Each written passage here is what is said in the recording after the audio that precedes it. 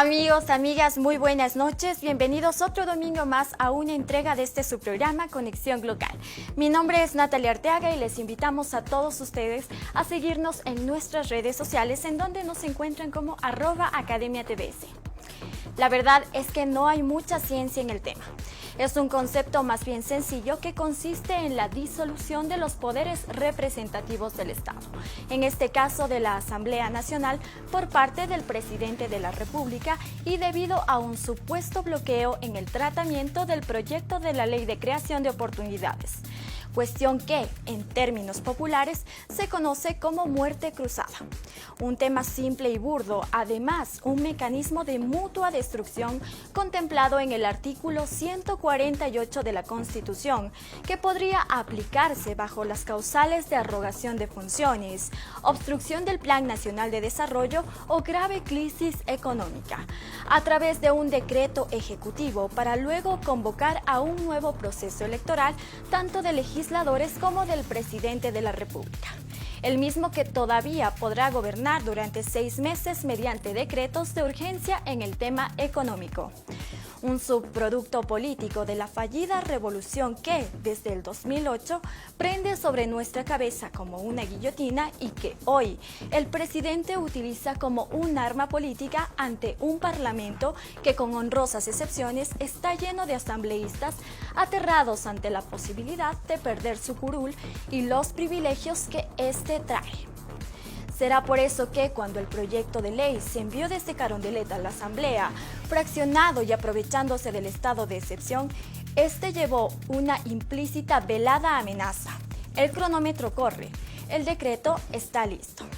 Claro, uno no puede evitar pensar que más allá del supuesto bloqueo, hay una segunda razón de fondo que pasaría por la investigación que llevará a cabo la Comisión de Garantías Jurisdiccionales al primer mandatario en relación a los papeles de Pandora, su potencial inclusión en los beneficiados de empresas fantasmas y la posibilidad de cierta destitución, reforzada además por la dramática caída de los niveles de aceptación del primer mandatario como de la Asamblea Nacional.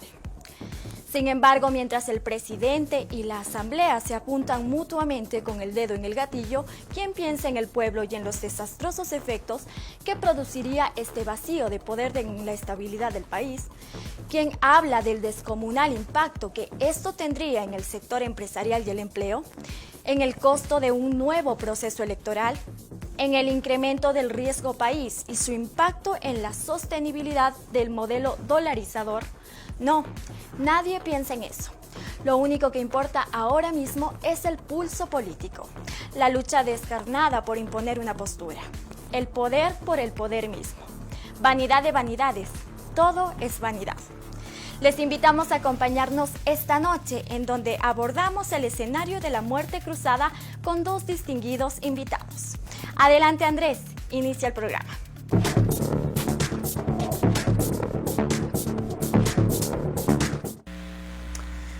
Estimadas amigas, estimados amigos, nuevamente muy buenas noches y bienvenidos a una entrega más de su programa Conexión Local a través de Academia TV. Recuerden seguirnos también en nuestras distintas redes sociales en @academiatvs.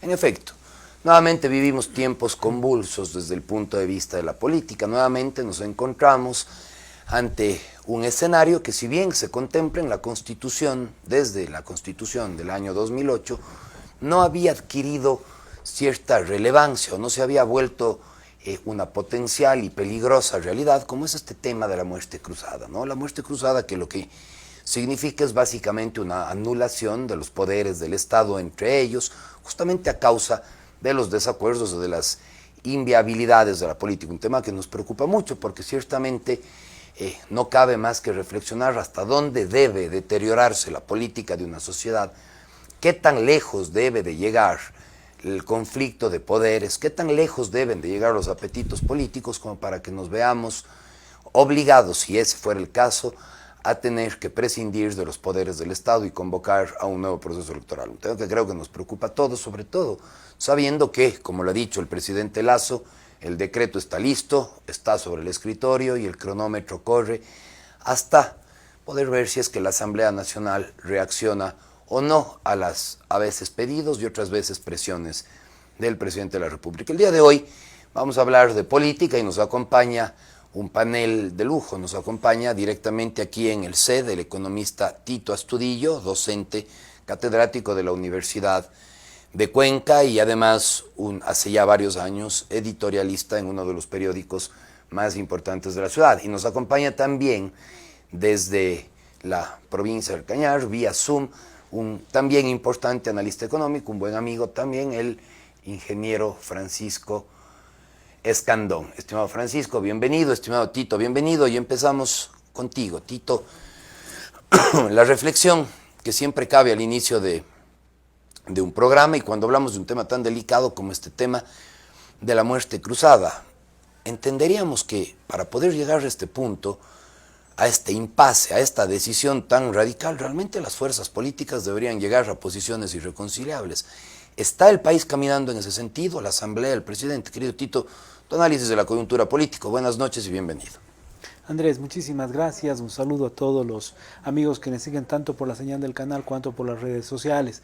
Creo que es importante el análisis, creo que deberíamos remitirnos, digamos, al origen de la tragedia para entender primero el escenario en el que estamos, cómo llegamos hasta acá y luego, en función de cuáles son los objetivos de gobierno, cuáles son las perspectivas que podrían abrirse. Yo creo que sin lugar a dudas, la muerte cruzada debería ser tomada siempre como la última alternativa. No creo que sea buena idea decantarla tan pronto. Creo que el presidente se ha acelerado a convocarla porque de alguna manera está marcando una cancha y creo que la palabra y la fuerza que tiene la palabra, la fuerza del cumplimiento de la palabra, condicionan adelante las reglas del juego y el comportamiento de los actores dentro del juego político. Entonces me parece que debemos ir un poco más suave. Creo que el análisis nos convoca a pensar, en principio el presidente llega a Carondelet, hace tiempo lo escribía, referiste, yo escribo en uno de los periódicos en Diario El Mercurio, acá en la ciudad de Cuenca, hago artículos de opinión, hace tiempo escribía: Lasso llega con voto prestado, llega con voto ajeno. Lasso no llega a Carondelet con voto propio. Y digo esto porque en todas las campañas anteriores Guillermo Lasso tuvo una suerte de construcción política limitada que nunca le permitió llegar más allá de un 20 o 25% de un voto nacional consolidado, salvo en una segunda vuelta en las elecciones contra el expresidente Moreno, cuando en segunda vuelta estuvo sobre el 45, ¿no? Pero era una elección entre dos personas, por tanto era lógico. Y cuando gana la segunda vuelta frente a Arauz con algo más de 51, 52%. Pero siempre Lasso tuvo un techo bastante bajo, a pesar de que el país tenía un proceso de desgaste de las tendencias de centro izquierda y de izquierda e iba buscando alternativas frente a las propuestas de izquierda, fundamentalmente representadas por el correísmo y movimientos menores. Entonces creo que primero Guillermo Lasso nunca supo capitalizar el de alguna manera correr solo en las corrientes de derecha y nunca pudo consolidar un liderazgo desde ahí que le proyecte hacia Carondelet de otra manera. Llegó de alguna manera con un voto ajeno, con un voto prestado, que no es un voto que vaya a respaldar su propuesta de gobierno en este momento. Luego comete un error al dejar que esas alianzas con las que llega se le rompan en primera instancia y reconstruir o intentar reconstruir alianzas dentro de la presidencia o desde la presidencia, con movimientos que son muy buenos a la hora de la llegada, de la largada, pero no son buenos a la hora de la llegada, porque claro, los movimientos que lo empezaron apoyando, creo que si hacemos un poco de memoria y vemos hacia atrás, han estado siempre apoyando a los gobiernos de turno al momento de iniciar el gobierno, pero ante los primeros voces de desacuerdo se separan y son oposición. Entonces, como que era decantado que esto iba a pasar, que el presidente iba a gobernar con una oposición fuerte. Luego una oposición mayoritaria, Tito, que en realidad, primero una oposición mayoritaria que es un grupo de opositores que se le empieza, digamos, a dar la vuelta al presidente tan pronto inicia el proceso del mandato, y luego una caída dramática de la popularidad que según las cifras oficiales, dependiendo de la encuestadora que se toma, empieza en un 70% y está ubicándose ahora con las justas encima del 30 y algo por ciento. Estimado Francisco, que nos acompañas por Zoom, con una popularidad en franca caída, con un 30% de popularidad en el caso del presidente Lasso, el jugarse la carta de la muerte cruzada no terminaría siendo una apuesta un tanto peligrosa. Estimado Francisco, tu análisis de la coyuntura y siempre bienvenido. Pancho. Gracias, Andrés, gracias y saludos a Tito. Me parece a mí de que se trata básicamente de un distractivo. Es un enorme distractor, amenaza el amague de la muerte cruzada, como lo fue hace algunas semanas atrás también la consulta popular. El presidente Lasso sabe, y también la propia Asamblea, de cuáles son los límites en la popularidad que tienen en las actuales condiciones. Y eso está determinado en tanto y en cuanto no han resuelto las demandas más inmediatas del pueblo ecuatoriano. Y me parece de que existe una negación de la realidad de cada uno de los poderes del Estado. Particularmente del presidente Lasso, la negación de la realidad está en función de que él cree representar lo que llama la narrativa del pueblo ecuatoriano. Y desde su opinión, el proyecto de ley Creando Oportunidades es la narrativa de lo que quieren los ecuatorianos. Su política alrededor de la seguridad del Estado, para su opinión, es lo que quiere el conjunto de ecuatorianos y olvida algo. Solamente en el tema económico, que creo que es lo fundamental que le preocupa al pueblo ecuatoriano, y ese es parte de lo que las encuestas a las que tú has referido, Andrés, señalan, ubica de que el programa de gobierno del presidente Lasso en la primera vuelta electoral en febrero de este año, solamente votaron 1 de cada 4 ecuatorianos. Es decir, quienes tienen afinidad, tienen creencias alrededor del programa neoliberal planteado por el presidente Lasso, representa 1 de cada 4 votos. En la segunda vuelta electoral fue otra la particularidad y otro el escenario por lo cual asistieron a votar los ecuatorianos. Además del voto nulo, que fue importante, pero por el presidente Lasso logró acumular una importante cantidad de votos para derrotar al candidato de la Revolución Ciudadana a propósito de un importante voto anticorreísta. Y me parece que es incorrecto, insalvable y carece precisamente de realidad plantear de que representa la nueva narrativa del Ecuador y que representa los nuevos ideales que tiene el pueblo ecuatoriano, sino más bien están bastante lejos. Y por eso, y ahora genera un conjunto de amagues como el de la muerte cruzada, pero también está construyendo enemigos, está metiendo en un mismo saco a sirios y troyanos a propósito de plantear el discurso del triunvirato de la conspiración, que se asemeja mucho a lo que ocurrió en años anteriores.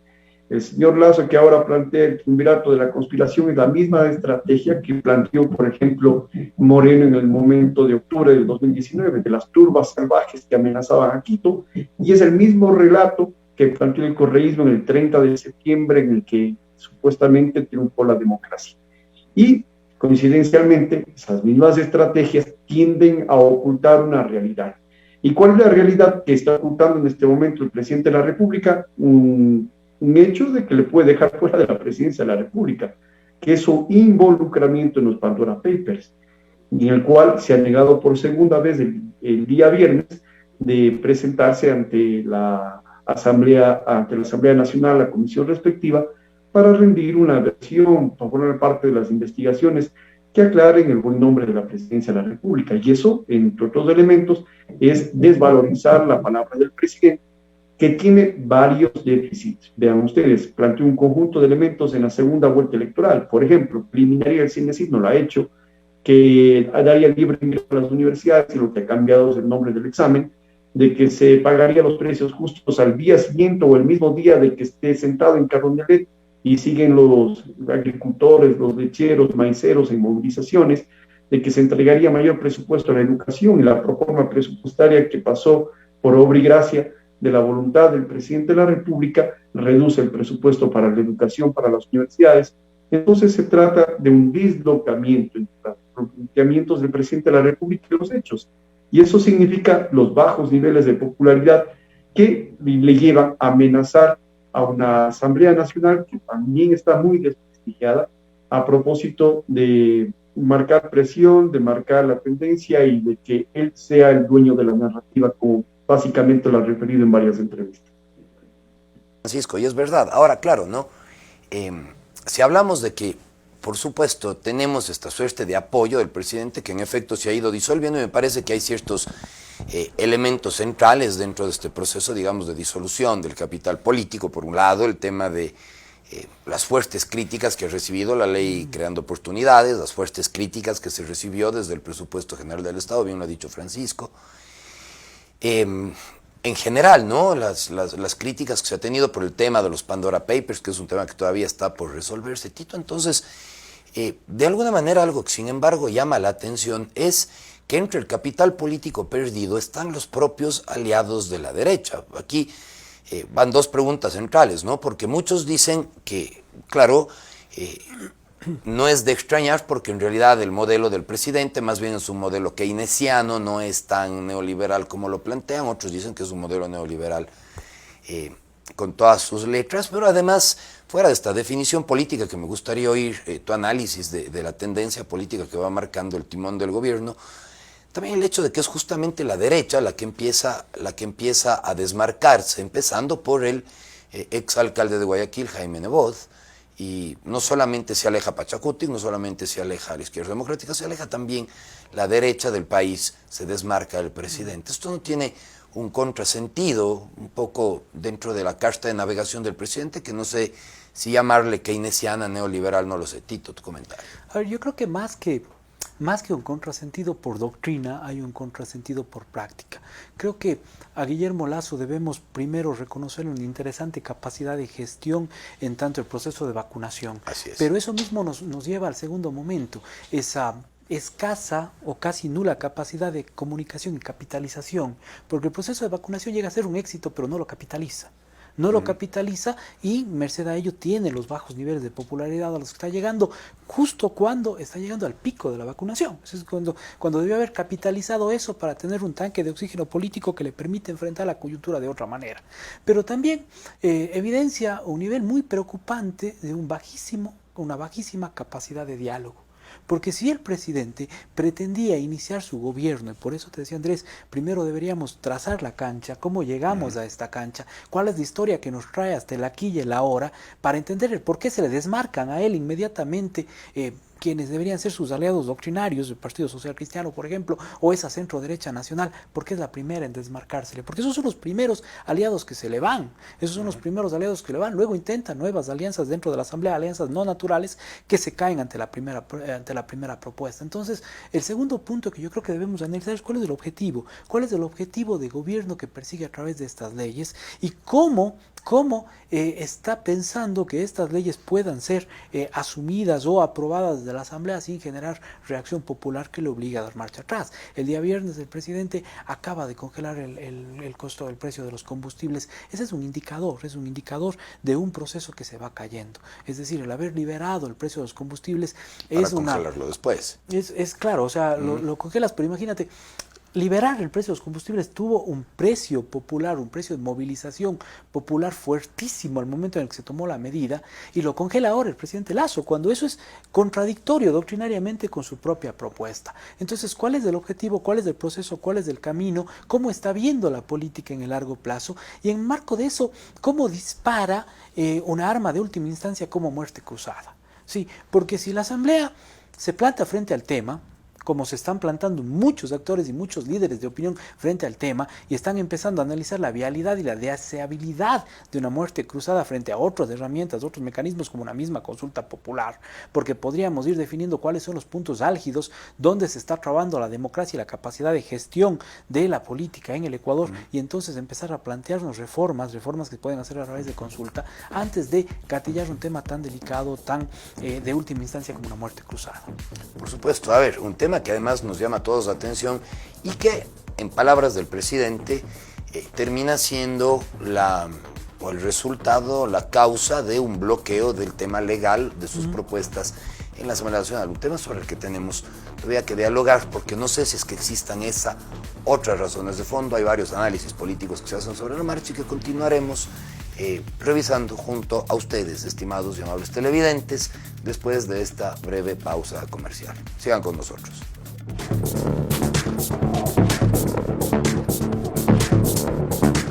Nuevamente bienvenidos a este su programa Conexión Local. Estimados amigos y amigas, recuerden que para quienes no pudieron seguir esta transmisión desde un principio a través de la televisión, de la señal de televisión o de los cable operadores, están también nuestros programas disponibles en nuestras distintas redes sociales a través de @academia.tvs, donde podrán seguir el contenido de este programa y todas nuestras anteriores entregas. Estimado Francisco, conversábamos hace un segundo con Tito, tú habrás escuchado, justamente de la pérdida de este capital político, lo que le hace gatillar al presidente un tema tan delicado como es una potencial muerte cruzada, que no es más que la destitución mutua de los poderes del Estado. Ahora, el presidente ha dicho desde un principio que la muerte cruzada será el recurso al que él acudirá en el caso de que la Asamblea Nacional empiece a bloquear las propuestas de ley del presidente. También ha dicho, no él, sino la secretaria jurídica de la presidencia, que también ante una posible investigación del tema de los Pandora Papers, ante una potencial destitución del presidente de la República, también cabría esta posibilidad. Es más, lo han dicho con todas sus letras, el decreto de la muerte cruzada está listo, está en el despacho del presidente y el cronómetro corre. Es decir, esta ley fue, ahora que se fragmentó y reenvió a la Asamblea Nacional, esa ley fue enviada con una amenaza implícita. Estimado Francisco, ¿cuáles son las razones de fondo que están motivándole al presidente a jugar una carta tan arriesgada? Bien, me parece de que lo central es de que Lasso tiene empeñado su alma al Fondo Monetario Internacional y cree, e insisto, de que esa es la narrativa que debe seguir el pueblo ecuatoriano. Y ha entregado la rectoría de la economía de nuestro país precisamente a ese organismo crediticio internacional, que por cierto, Tito mencionaba, alrededor de los combustibles de congelamiento, que hay que tomarlo con pinzas. Primero se decretó un incremento, un paquetazo, diría yo.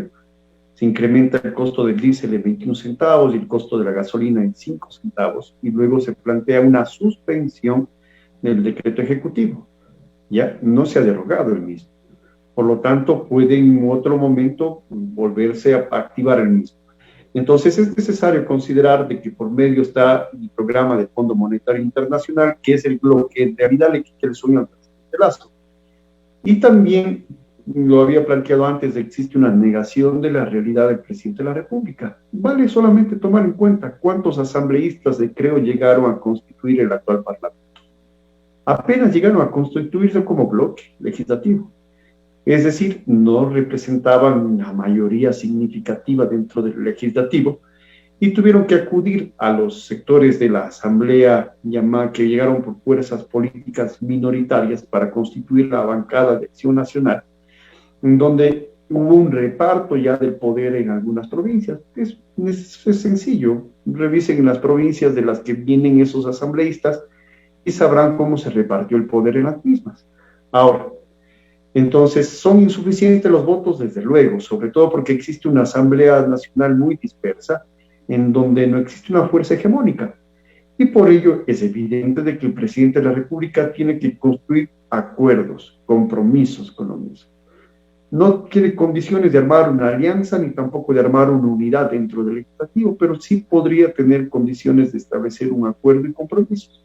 Y para ello es necesario un diálogo, sí, pero un diálogo de que no le ponga corte a pisas a los actores sociales y a los actores políticos. El presidente de la República habla de que él puede reunirse, y más bien lo hace, cada 15 días con los sectores de la gran minería, con los sectores petroleros, pero no se reúne con la misma continuidad, por ejemplo, con los actores del movimiento indígena, con los partidos políticos que han expresado su oposición hasta el momento. Y es pertinente ahí abrir una agenda de diálogo en el que no condicione el presidente de la República qué se discute y qué no, qué narrativa es válida y qué otra es inválida, sino es pertinente de que entienda de que el pueblo ecuatoriano no votó por la narrativa, y voy a referirme varias veces porque eso es un elemento que la República lo resalta. Él cree, piensa, está ilusionado de que el pueblo votó por el programa del Fondo Monetario Internacional, y eso fue precisamente lo que activó el levantamiento indígena y popular de octubre del año 2019. Y ese es lo que ha reiterado el presidente de la República y ha desencadenado un conjunto de acciones en la calle. Yo diría que la principal preocupación que debe tener el señor Lasso ni siquiera es en el legislativo. Esa es una de particular importancia porque allí existen las posibilidades de los mecanismos constitucionales para poder resolver la crisis política. Pero sobre todo me parece a mí de que lo que se está forjando en la calle, y particularmente en la unidad entre los trabajadores y los pueblos, claramente en organizaciones FEPEINA, FENOCIN, CONAIE, Frente Popular y Frente Unitario de Trabajadores, me parece que va a tener mayores dimensiones. No es de extrañar de que la inacción, las faltas de experticias, el diálogo de oídos sordos que está experimentando el gobierno nacional pueda desencadenar en acciones de movilización y, ¿por qué no?, un levantamiento de mayores proporciones o de iguales como las que hemos sostenido en años anteriores. Estimado Francisco, muchas gracias. Tito, algo importante que nos dice Francisco, ¿no? Tenemos varios actores en juego. La asamblea es uno de los elementos, otro de los elementos es lo que está sucediendo en las calles, las movilizaciones sociales, los grupos políticos y demás. Y sin embargo, el presidente mantiene, vamos, una posición de negociación bastante fuerte, ¿no? Si hablamos de una realidad, digamos, si fuera el caso, como lo estamos viendo aquí, de una realidad tan vulnerable, digamos, en general del presidente de la República, el hecho de enviar la nueva propuesta de ley con un ultimátum, es decir, no un tema de diálogo, no un tema de negociación, sino ahí va, señores parlamentarios de la República, la nueva propuesta de ley, fragmentada como ustedes la querían, muy bien, va primero la reforma tributaria, va después la reforma laboral, nos esperamos para el tema productivo, pero finalmente va la misma ley, creando oportunidades, en partes, pero va la misma ley, pero además con el ultimátum. No se olviden que el decreto de la muerte cruzada está en el despacho y el cronómetro corre, frase del mandatario. Tenemos las cartas en este juego de póker, tenemos la mano de naipe como para jugarnos esa mano, como para jugarnos esa apuesta. A ver, yo creo que es importante, y rescatando las palabras de Francisco, es importante recordar la narrativa. El pueblo ecuatoriano votó, pero no votó por una propuesta programática vinculada con las estrategias del Fondo Monetario establecidas en el Consenso de Washington. El pueblo ecuatoriano votó por una propuesta de encuentro, por una propuesta diferente y por una reconstrucción de la institucionalidad nacional desquebrajada después de los 4 años sabáticos que le sucedieron al correísmo, ¿no? Después del correísmo vienen 4 años sabáticos de desmantelamiento de toda la institucionalidad del Estado y era necesario buscar una alternativa que nos permita reconstruir la institucionalidad del Estado. Cabe destacar nada más que uno de los estribillos de campaña que más se usó era meter el peso dentro de la mochila de la figura del expresidente, ¿no? Los dos candidatos intentaban, como sea, meter en la mochila del rival ese peso. Entonces, el presidente Lasso tiene que entender que la composición de su voto es la composición de un voto agregado ajeno a él, no es un capital político que votó por su propuesta. Luego te decía que tener el objetivo, el presidente está buscando cumplir un acuerdo programático, un compromiso con el Fondo Monetario, pero es un espacio también de diálogo, también de negociación. El presidente tiene que abrir la propuesta de diálogo. No hay posibilidad de diálogo, no hay posibilidad de negociación cuando tú me dices te mando la ley, pero acuérdate que el decreto está listo. Ahí claro, no hay posibilidad de diálogo, está cerrado el diálogo, pero está cerrado el diálogo en un escenario en el que, con palabras del mismo presidente, en la Asamblea habría por lo menos 3 espacios muy fuertes que están esperando un momento de sucesión o la posibilidad de construir la sucesión. Entonces los espacios podrían cerrar filas en decir, ok, no lo aprobamos y veamos qué pasa. Firma el decreto. Entonces yo creo, insisto, este era el último paso. El presidente debe buscar una estrategia de reconstrucción de un diálogo abierto, no solo con la Asamblea, sino fundamentalmente con los actores sociales, con las organizaciones de base de la sociedad civil y a partir de ellos ir construyendo propuestas de encuentro que le permitan a la Asamblea también abrir un abanico de opciones diferentes. Yo creo que caminar primero hacia un proceso de diálogo, retomando la misma propuesta del presidente, a un proceso de encuentro nacional donde conversemos las propuestas, todas las propuestas de las 3 fracciones de la ley de creación de oportunidades, conversémoslas amplia y abiertamente. Creo que todos estamos conscientes de que necesitamos reformas normativas. Creo que una de las grandes deudas que nos dejan los 14 años a partir de la Constitución de Montecristi es la reconstrucción normativa del país, porque tenemos una normativa fragmentada, tenemos una normativa discontinua, tenemos una normativa, incluso me atrevo a decir contradictoria entre una y otra norma. Y una institucionalidad debilitada. Una institucionalidad que responde a esa misma normativa. Entonces, yo creo que es necesario repensarle al Estado desde la construcción normativa, es necesario pensarle a la Asamblea y pensarle a la Asamblea en fondo y forma. Es necesario pensar cómo está constituida nuestra Asamblea. Yo me pregunto y pregunto, Andrés, necesitamos una Asamblea bicameral de manera electoral, pero unicameral de manera operativa. O sea, me parece me parece a mí una distorsión innecesaria tener asambleístas nacionales y provinciales cuando todos funcionan en un solo espacio y en una sola división de comisiones. O sea, yo creo que deberíamos pensarle a ver, estamos hablando acá docentes, nosotros hacemos ejercicio de docencia y para poder ser docentes cumplimos una serie de requisitos de probidad primero y luego de capacidad. Pero para entrar en el divino mundo de la política no se necesita probidad ni capacidad, se necesita otro tipo de muchas veces se necesita otro tipo de habilidades. Yo creo que es tiempo de empezar a discutir también esas cosas y creo que el presidente tiene todavía la posibilidad de abrir un abanico, pero cambiando la actitud. Cambiando la actitud y convocando al encuentro, no forzando algo que quizá no queremos que pase o algo que quizá no todos queremos que pase. En este sentido hay varias disyuntivas, varios temas que se tienen que ir analizando y una de estas es, siendo este un programa educativo, el destrabar en efecto esta duda de cuál mismo es la escuela política a la que se pertenece el presidente de la República. Es un gobierno de derecha, es un gobierno keynesiano de corte centro-derecha, la agenda neoliberal, el consenso de Washington, son elementos importantes que creo que deberían también servirnos como parte de la cultura popular para tener elementos de análisis, temas que les invitamos, estimados amigos, a reflexionar inmediatamente después de este breve corte comercial. Sigan con nosotros.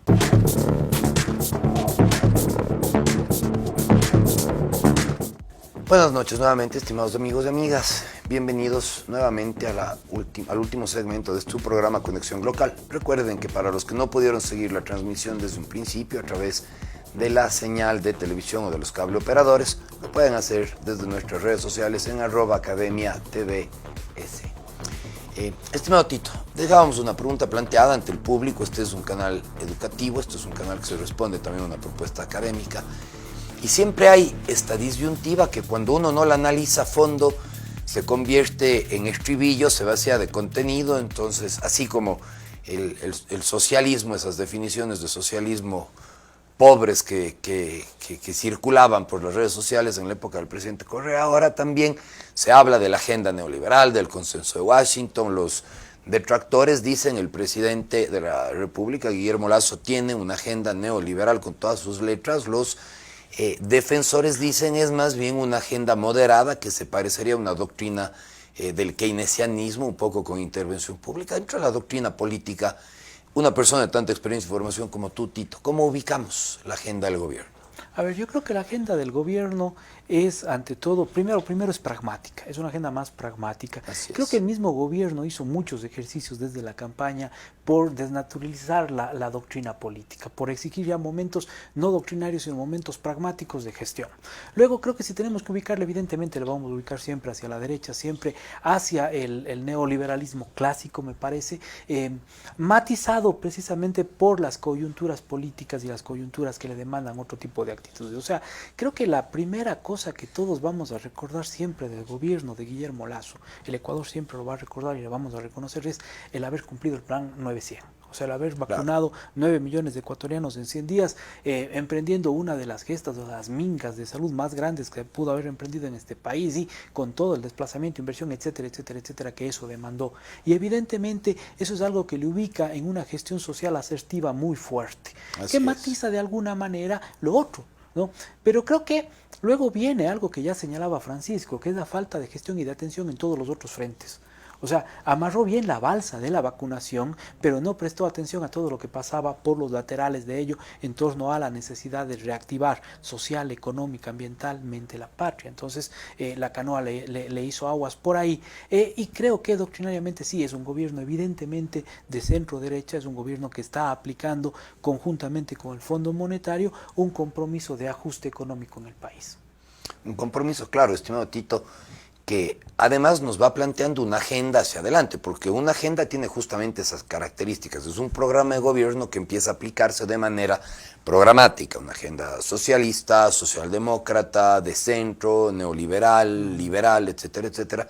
Usualmente tienen un programa de aplicación, es decir, se van cumpliendo pasos, se van cumpliendo hitos. Estimado Francisco, si es que esa es la agenda del gobierno, un poco hasta donde hemos visto la orientación política del gobierno, un poco con los antecedentes, Francisco, de los pasos que ya se han dado, de las medidas que ya se han tomado, ¿qué es lo que nos cabe esperar? ¿Qué es lo que podríamos desde un poco el análisis político y económico esperar que suceda a futuro, que es lo que se nos vendría un poco si el gobierno mantiene la agenda y la línea política que viene desarrollando. Francisco, tu análisis.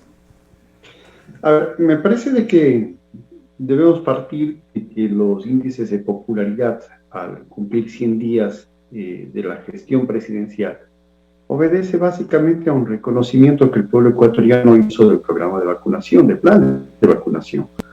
Otra cosa es lo que ha sucedido 140 o cerca de los 150 días de la gestión. En 50 días el presidente de la República, su popularidad, la aprobación de su gestión, se redujo hacia la mitad. Y la tendencia es de que se siga reduciendo, porque no hay eficacia en la acción política del régimen a propósito de resolver las demandas urgentes que tiene la gente. ¿Cuáles son las demandas urgentes? No tiene empleo la gente, a pesar de que el presidente de la República planteó 2 millones de empleos. Nunca le dijo ayer a los ecuatorianos de que iba a precarizar el trabajo. Ahora sáquese as bajo la manga, que es el as del Fondo Monetario Internacional. También lo que planteó otras necesidades de los ecuatorianos es resolver el problema de la inseguridad, pero la inseguridad no se resuelve con un estado de excepción, que por cierto el propio presidente de la República ya lo ha establecido dentro de las propias cárceles, porque no hay sistema de rehabilitación, hay sistemas penitenciarios en el país, pero sin embargo se quedó impávido, se quedó básicamente inactivo, inoperante frente a esa matanza carcelaria que fuimos testigos las semanas atrás. Entonces, la gente está preocupada por la seguridad, la gente está preocupada por el empleo, la gente está preocupada por la reactivación económica. Y la propuesta o la justificación del plan de vacunación era de que generaría empleo, reactivaría la economía. Hasta ahora la gente no la mira. Y esto está dinamitando en mayores proporciones la credibilidad del presidente de la República, pero de las distintas instituciones del Estado. Y vivimos ya una crisis política. Yo podría decir de que el desenlace en este momento es una gran incógnita. Y depende básicamente también de los egos que tienen los actores políticos. Porque si el presidente de la República cree y todavía niega la realidad y piensa que tiene la popularidad cuando algunas encuestadoras vinculadas precisamente al poder político dicen de que tiene altos números, hay contradicciones incluso entre encuestadoras, y si se arriesga una muerte cruzada, es muy complicado de que pueda ganar nuevamente elecciones el presidente Lasso. Y también desde el lado de la Asamblea, que también puede destituir al presidente de la República a propósito de Pandora Papers. Sabe de que los bajos niveles de popularidad y habrían muy pocos asambleístas, si no ninguno, que podrá ser reelecto en la nueva asamblea. Lo lamentable es de que las esperanzas que tiene el pueblo ecuatoriano se están convirtiendo básicamente en desilusiones, y las desilusiones están llegando a transformarse en exigencias, en protestas, como le ocurre, por ejemplo, a los arroceros, como le ocurre a los lecheros, como le está ocurriendo a los trabajadores, como le ocurrió en determinado momento a los maestros. Y eso es realmente una bomba que se va a activar en un momento concreto y que puede estallar en la calle. Yo creo que no se atreverá, por lo menos en lo inmediato, el presidente de la República o la Asamblea Nacional ir por uno de los mecanismos constitucionales, entre ellos la muerte cruzada, sino me parece de que sobre todo no le están prestando mucha atención desde el lado del Ejecutivo cómo la calle se está calentando. Y digo aquello porque desde el inicio mismo de la gestión presidencial han venido, digamos, generalizándose, masificándose las acciones de movilización del pueblo. Y para mí la contradicción que es fundamental, la contradicción no está entre el Ejecutivo y el Legislativo como la más importante en la sociedad. Está tomando mayor revuelo y va a posicionarse como la más trascendente la contradicción entre el gobierno y el pueblo, entre el gobierno y las organizaciones locales, entre el gobierno y las organizaciones indígenas, entre el gobierno y la juventud, que van a estallar en un momento concreto. Francisco, siempre muchísimas gracias por tu participación, un abrazo desde aquí, desde el CED. Por razones de tiempo, siempre estas cuestiones se quedan un poco cortas, pero muchísimas gracias desde el CED. Francisco, por tu participación. Y Señor Tito, de manera breve para ir cerrando un poco el espacio, nos quedan unos minutos de programa, ¿no? Una cosa importante ya dentro de la estrategia y de la agenda política, ¿no? El tema carcelario, que va por un lado, que también tiene mucho que ver con el tema del Ejecutivo, esta enorme crisis que se vive desde el tema de la penitenciaría del litoral, ya la masacre anterior que hubo aquí en la cárcel de Tuer y demás, llama al presidente a un estado, a declarar un estado de excepción desde el tema carcelario que le permite a su vez, vamos, inclusive mover ciertos recursos ya de seguridad, militarizar y demás, ciertas provincias, lo cual ocurre simultáneamente con los Pandora Papers, lo cual ocurre simultáneamente con la posibilidad o el planteamiento de la muerte cruzada. Yo nunca he sido, querido Tito, de buscar teorías conspiracionistas, pero será una mera coincidencia finalmente la ocurrencia de estos tres eventos, ¿no? A ver, Andrés, yo creo que para hacerlo con una frase popular, una cosa es con violín y otra es con guitarra. Claro. Quiero decirte, una cosa es ver desde fuera, yo creo, para poner un ejemplo muy gráfico para todos y que esté fresco en la memoria, hace 15 días le veíamos a la selección y todos nos lamentábamos del gol que se comió Michael Estrada en Venezuela, hubiéramos empatado el partido y el otro escenario, y para todos era esencialmente fácil hacerlo, ¿no? Creo que cuando ves desde las elecciones, desde la comodidad de la sede partidista, el ejercicio de la presidencia se ve mucho más fácil de lo que es cuando te sientas ahí. Creo que falta mucha agudeza política en el gobierno, no hablo solamente del presidente, hablo de todo el equipo de gobierno, para poder entender y construir una agenda que le permita gobernar. Creo que no la han entendido, creo que no la han construido, no la han diseñado y siguen en el intento de a tumbos tratar de construirla. Evidentemente la agenda neoliberal siempre va a buscar la liberación de los capitales financieros, el achicamiento del tamaño del Estado, la precarización de las relaciones laborales. Entonces eso nos confronta o no, eso nos motiva a un escenario de altísima contradicción y conflictividad social. Es un error gravitante que el presidente sea quien comience a calentar la calle con este tipo de anuncios de muerte cruzada. Creo que otro de los espacios de nula gestión o de descuido de la gestión está en el eje carcelario, en el eje de rehabilitación social. Esta alerta ya la tuvimos en el gobierno sabático, ahí comenzó el problema y creo que el gobierno nacional, entre las primeras acciones que debió tomar fue prestar atención especial a la seguridad, pero me preocupa nuevamente porque se corresponde con una propuesta que se apagó temprano en campaña, ¿no? Que era la propuesta de armemos a los ecuatorianos para reforzar la seguridad.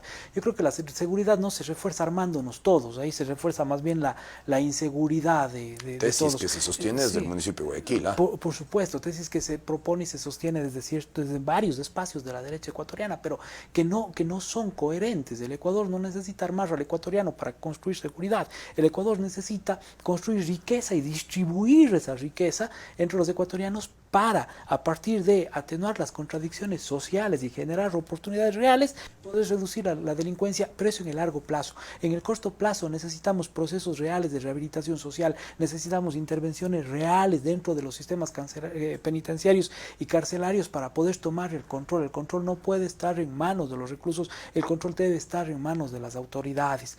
Ya pasó en el gobierno sabático, ahí tuvimos la advertencia de lo que se nos venía en el sistema penitenciario nacional. Es tiempo de que se tome acción, de que se tome Se justifica, gestión. por lo tanto, el estado de excepción. El estado de excepción es necesario, pero no puede ser la única medida. Deben haber medidas complementarias de mediano y de largo plazo, deben haber medidas que le permitan al ecuatoriano empezar a pasar la crisis. Estamos viviendo, Andrés, el fin de la crisis sanitaria, estamos en los árboles del fin de la crisis sanitaria, pero estamos recién empezando a descubrir el tamaño de la crisis económica que esta crisis sanitaria generó. Y ese tamaño de crisis económica significa niveles de pobreza extremos que están forzando a familias ecuatorianas a otro tipo de actividades. Entonces creo que es necesario echarle un ojo ya, en serio, a cómo vamos a enfrentar la crisis económica, cómo vamos a generar, no a precarizar, cómo vamos a generar empleo e ingreso para las familias ecuatorianas y cómo vamos a manejar procesos de rehabilitación y de reinserción social. En teoría, la ley creando oportunidades busca eso, ¿no? Generar empleo, ¿no? O sea, leamos la ley. Leamos la ley. Las contradicciones de una ley que te propone, incluso que el empleado despedido indemnice al empleador despedidor. O sea, claro, cosas un poco nunca vistas, sí, ¿no? No, me parece atípico, impresentable. Siempre, muchísimas gracias. Andrés, siempre desde hace muchos años de los tiempos universitarios es un placer sentarnos a conversar, más ahora que lo hacemos en un set.